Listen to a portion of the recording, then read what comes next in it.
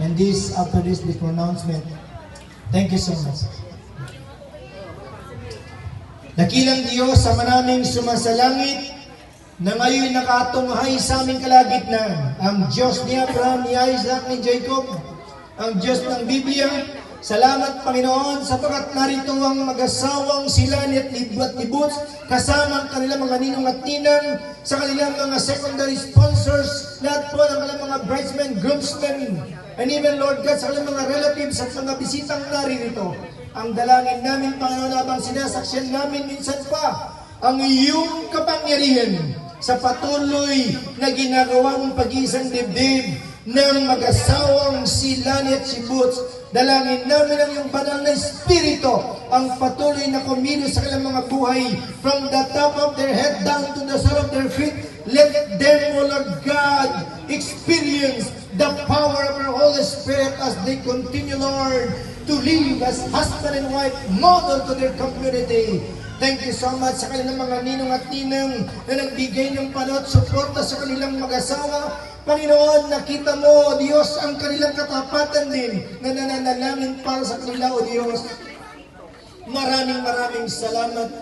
Pagpalaan mo, O Diyos, ang kanilang pamilya. Pagpalaan mo sila ng siksibut sa kanyang mga anak.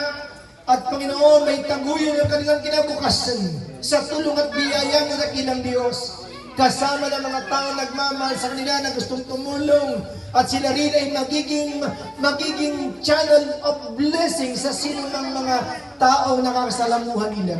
Maraming salamat Panginoon, and I am praying one time for a special day and a special moment that they have bonding with their principal sponsors from day one of their wedding day up to this silver wedding anniversary.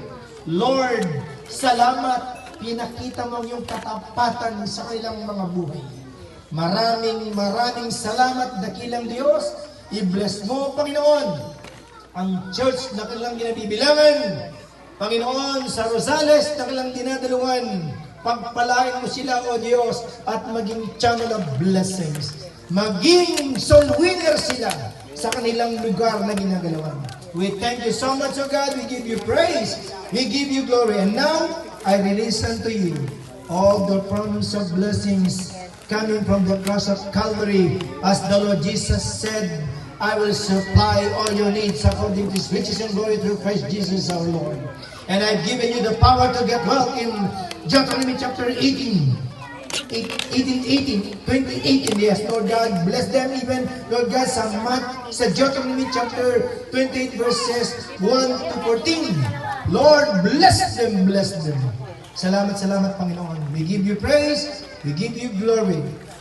In Jesus' matchless name, amen and amen. Palapakan po natin sila. Thank you so much po. Congratulations po, ma'am. Salamat po. Salamat po. Pwede po na mag-stay na po. Pagano lang po muna kayo. Pwede na kayo bumalik sa inyong puan. And now this time, I request the bill sponsor to please remove the veil, followed by the corn sponsor.